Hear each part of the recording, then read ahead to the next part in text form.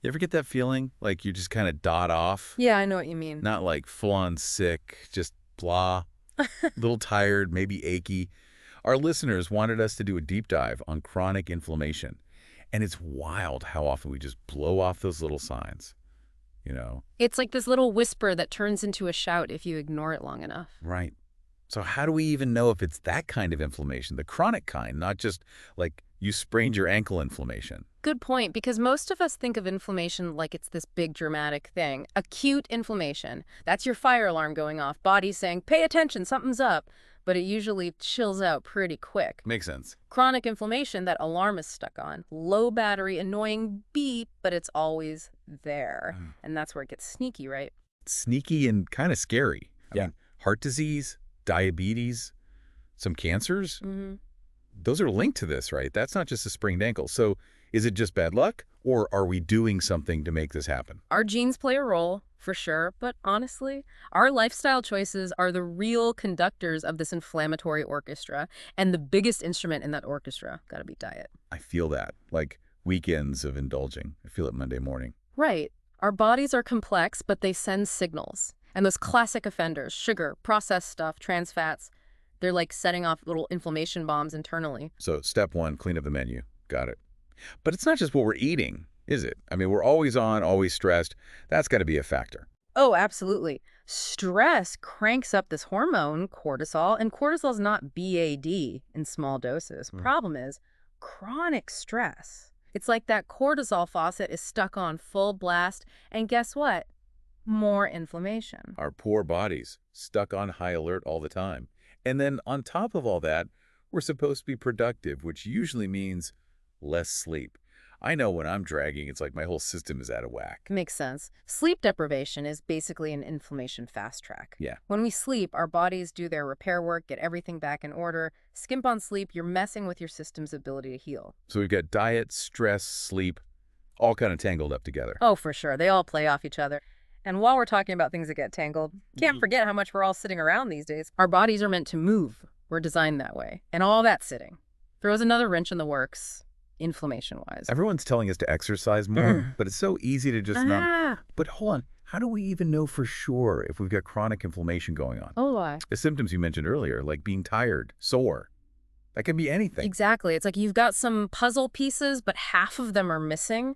Tired, achy, stomach's acting up. Yeah. Be a lot of things, right? So no more WebMD self-diagnosis for us. Probably for the best. Look, info online is great and all, but nothing beats a real doctor. True. They can run tests, like there are these blood tests that measure specific markers of inflammation. C-reactive protein, or CRP, is one. Yeah. There's also ESR, that's erythrocyte sedimentation rate. Okay, so those tests can give us a clearer picture of what's actually going on. Exactly. Knowledge is power, right? You know what you're dealing with, then you can actually start making changes that'll help. Well, let's talk solutions then.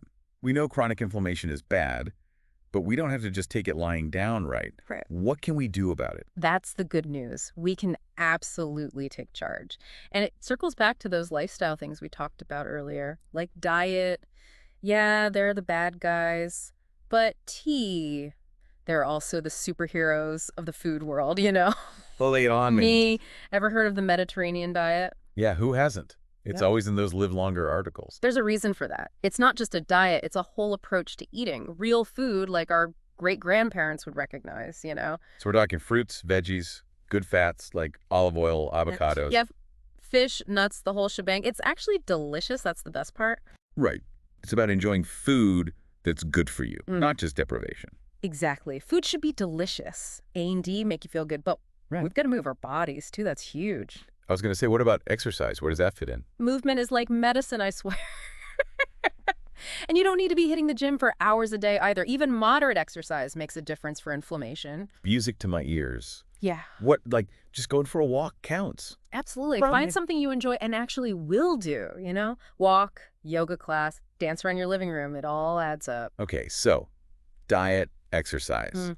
But then there's that other biggie, right? Yeah. Stress. We talked about how bad it is. But how do we actually manage it in this crazy world? I hear you. It can feel kind of overwhelming, right? Like, where do you even start? But that's the thing. It doesn't have to be this huge life overhaul. Small changes done consistently, that's the magic formula. Progress over perfection, you know? Love that. Takes the pressure off. Exactly. What works for one person might not work for another, and that's totally fine. So it's not about finding the one right answer. It's about figuring out what works for you. 100%. Like, some folks, maybe swapping that sugary soda for green tea is huge EE. Someone else, it's that 20-minute walk after dinner, or finally trying that meditation app. Or just going to bed at a reasonable hour for once. There you go.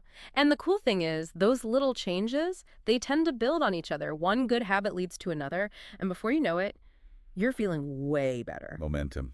Love it. Well, this has been, I don't know about you, but I feel like I learned a ton. We dug into the science behind chronic inflammation, busted some myths. And most importantly, we talked about what we can actually do about it. Exactly. So no more feeling powerless. We can take charge of our health, make choices that support our bodies instead of working against them. Absolutely. And I think that's the biggest takeaway here. We've got this incredible ability to heal, to bounce back. We just have to give our bodies the right support. Precisely. Nourish your body, nourish your mind, and suddenly a whole world of possibilities opens up. Couldn't have said it better myself.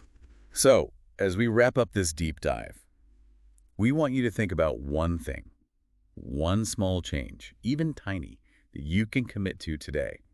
Something from our conversation or something we didn't even talk about. Whatever gets you moving in the right direction. Love that. One small step for you. One giant leap for your health. Until next time, stay curious, everybody.